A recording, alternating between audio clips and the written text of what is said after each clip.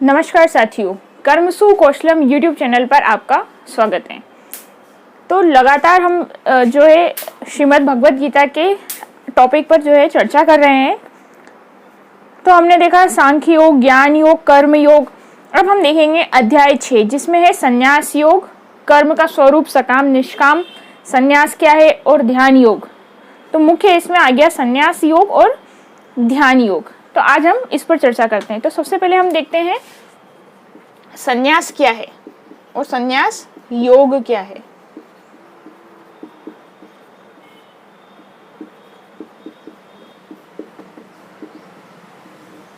देखिए, जो व्यक्ति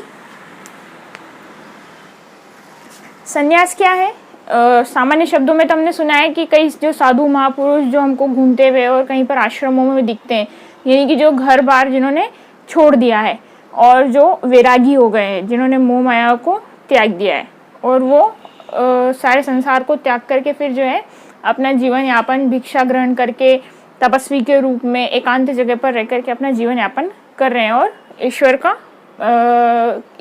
की आराधना कर रहे हैं।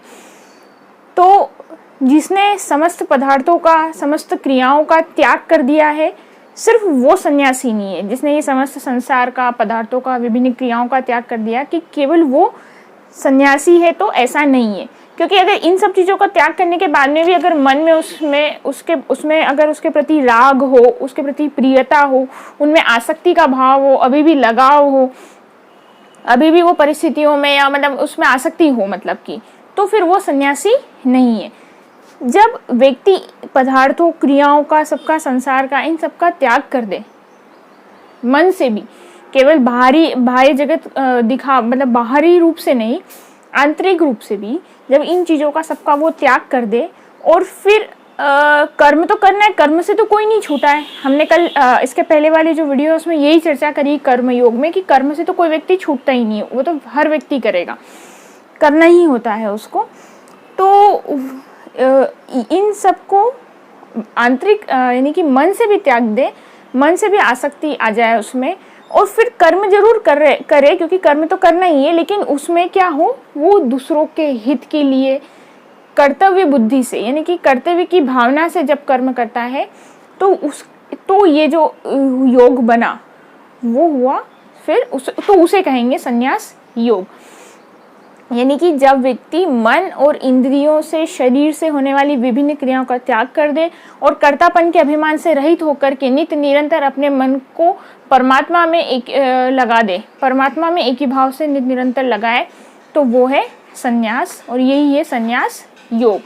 यानी कि सिर्फ चीज़ों का त्याग कर देना, जिसमें हम इसको ऐसे सरल शब्दों में कहेंगे कि केवल आवरण से वो जो है सन्यासी न हो, वो आचरण से भी हो।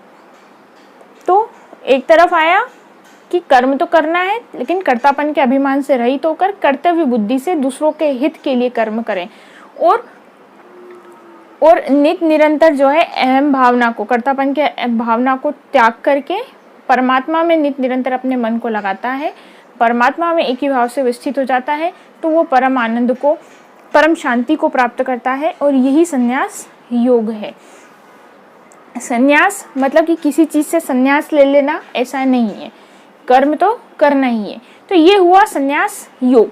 और जब व्यक्ति नित्य निरंतर ऐसे मननशील व्यक्ति परमात्मा को प्राप्त करने की इच्छा रखता है, तो वो योगारूढ़ को प्राप्त हो जाता है, जब वो नित्य निरंतर इसके लिए प्रयास करता है। योगारूढ़ यानी कि योग में आरूढ़।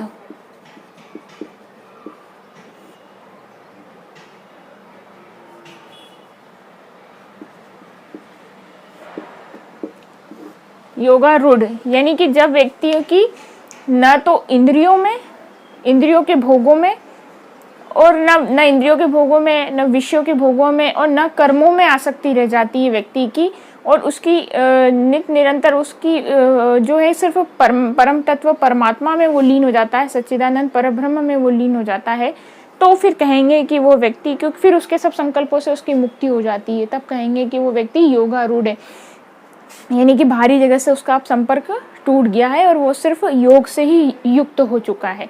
तो निरंतर प्रयास करने से इस तरह से वो व्यक्ति योगारूढ़ को प्राप्त हो जाता है।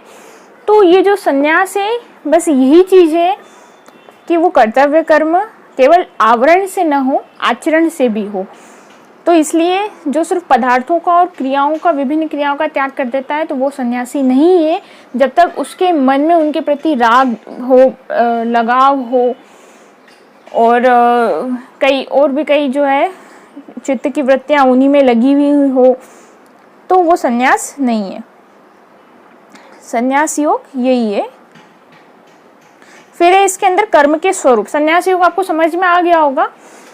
अब है कर्म का स्वरूप। तो कर्म हमने कल देखा ये था, कर्म 2 प्रकार के हैं। कर्म के हमने जो देखे वो 3 प्रकार के, वो सही है। यहाँ पे सिर्फ सकाम और निष्काम की बात हो रही है। सकाम यानी कि सकर्म, यानी कि वही कर्म जो एक प्रकार हमने देखा था, और निष्काम यानी कि अकर्म। जब कोई कर्म फल प्राप्ति की इच्छा से किया जाता है तो वो सकाम, सकर्म यानी कि किसी फल की इच्छा की प्राप्ति से किया जाने वाला कर्म सकर्म, और निष्काम कर्म यानी कि अकर्म, यानी कि कर्म तो किया लेकिन वो कर्म में काउंट ही नहीं हुआ, क्योंकि हमने कर्तव्य भावना से करा, फल प्राप्ति की इच्छा से नहीं किया।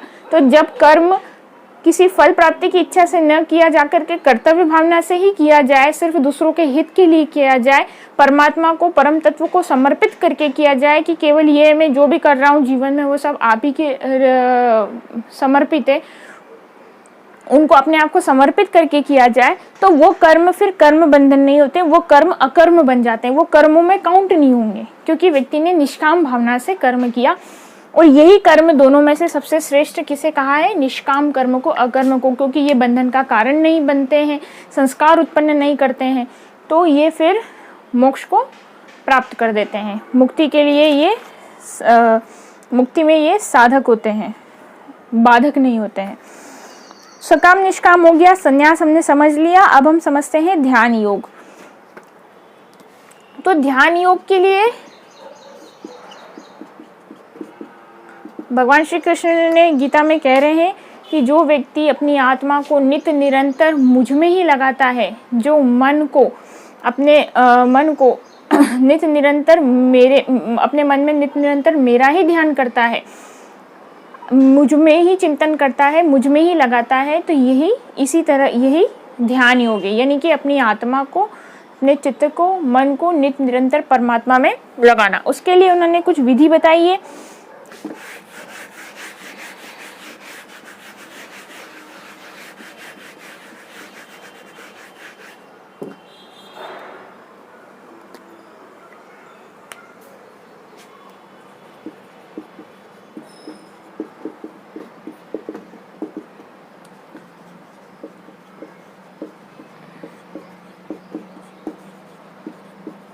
आत्मा को निरंतर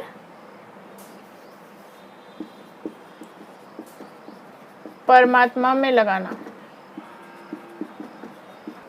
देखिए, मन और इंद्रियों को विषयों से हटा दिया, बाहरी जगत से हटा दिया, और नित्य निरंतर परमात्मा में लगाना। आत्मा को नित्य निरंतर परमात्मा में लगाना, उन्हीं का आराधना, उन्हीं का ध्यान करना ही ध्यान योग है। यानी कि मन व इंद्रियों को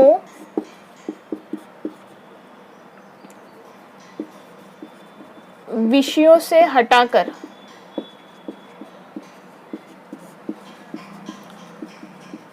परमात्मा में लगाना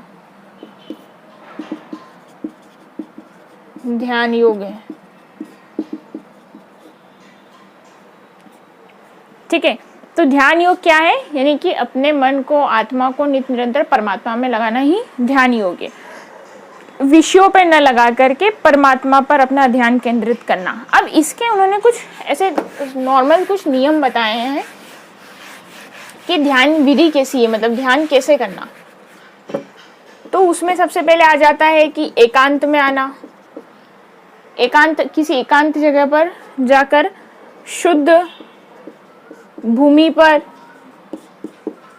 मृगशाला, कुशा या फिर स्वच्छ जो वस्त्र हो उसको बिछा करके वहां पर बैठना।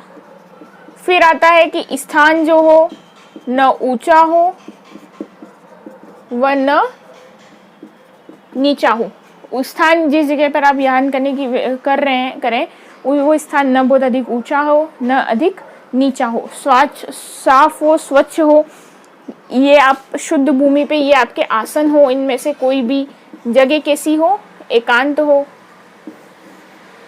ठीक है। फिर आता है ऐसी जगह पर व्यक्ति को बैठ करके स्थिर मन से अपनी मन को विषयों से हटा करके अपने मन को और चित्त को जो है एकाग्र करने का प्रयास करना चाहिए। अपने जो अंतःकरण को है, अपना मन है, उसको स्थिर करने का, उसको नियंत्रण में लाकर उसको स्थिर करने का प्रयास करना चाहिए। फिर कैसे करना है? सिर, कमर और जो गर्दन है वो सीधी रेखा में हो। हम जानते हैं ये सब बातें तो, कि हमारा जो धड़ है पूरी, हेड, नेक और बैकबोन, ये बिल्कुल एक स्ट्रेट वे में होना चाहिए ध्यान करने के लिए। पहले ये एक सीधी रेखा में हो। ठीक है। इसके बाद में फिर इस स्थिति में आकर के व्यक्ति को बिना हिले डुले बिल्कुल स्थिर होकर के अपनी आंखें को अपनी नासिका के अग्रभाग पर जो है, नासिका के अग्रभाग पर, ये मेन पॉइंट आता है इसके अंदर। नासिका के अग्रभाग पर दृष्टि को जमाते हुए दृष्टि रखना। तो नासिका के अग्रभाग पर दृष्टि को जमाते हुए और अन्य दिशाओं से ध्यान हटाते हुए शांत होकर के, स्थिर होकर के, भय रहित होकर के, एक सावधान योगी के रूप में जो व्यक्ति, जो मनुष्य इस तरह से सारी विधि से करके निरंतर फिर इस स्थिति में आकर के जो मुझ में ध्यान लगाता है वो परम आनंद, परम शांति को प्राप्त होता है। फिर आगे भगवान ये भी कह रहे हैं कि योग किनका सिद्ध नहीं होता है। तो जो अधिक खाता है न उसका सिद्ध होता है, युक्त आहार विहार से, जो न अधिक खाता हो उसका होता है, जो कम खाता है या भूखा रहता है उसका भी योग सिद्ध नहीं होता है। न अधिक सोने वाले का, न अधिक जागने वाले का, न अधिक भोजन करने वाले का, न कम भोजन करने वाले का, न अधिक सोने वाले का, न अधिक जागने वाले का, जो संयमित जीवन शैली में रहता हो, संयमित व्यवहार करता हो, संयम से रहता हो, उसका योग सिद्ध होता है। और ऐसी स्थिति में आकर के नित्य निरंतर जो अगर वो परमात्मा में लीन हो जाता है, परमात्मा में ही मन और ध्यान लगाता है, योग उसका सिद्ध होता है। इन सब जो हमने अभी मैंने रफ किया, इस प्रकार जो पूरी इस प्रोसेस से, इस पूरी तरीके से, न अधिक खा के, न अधिक पी करके, न अधिक सो कर, न अधिक जाग कर, एक संयमित रूप से, न कर्मों से जो है संन्यास, मतलब कि यथा योग्य कर्मों में चेष्टा रखते हुए भगवान में मन लगाता है, तब फिर वो योग युक्त हो जाता है। यानी कि वो भली भांति परमात्मा के स्वरूप को जान लेता है, परमात्मा को वो प्राप्त कर लेता है। तो ये हमने देखा आज सारा। ये अभी जो टॉपिक है ये सब समझने जैसे ही है, इनमें कुछ प्रश्न विशेष नहीं बनेंगे, लेकिन इनकी हमको डेफिनेशन सारी सब पता होनी चाहिए कि क्या है क्या नहीं है। तो संन्यास योग, कर्म स्वरूप, सकाम, निष्काम, ध्यान योग आदि हमने देखा। अब अगले में हम देखेंगे अध्याय 7 में भक्त के प्रकार। भक्त के 4 प्रकार होते हैं, तो वो हम देखते हैं अगली वीडियो में। तब तक वीडियो पसंद आए तो वीडियो को लाइक करें, चैनल को सब्सक्राइब करें, कमेंट भी ज़रूर से करें और चैनल को शेयर करें। Thank you.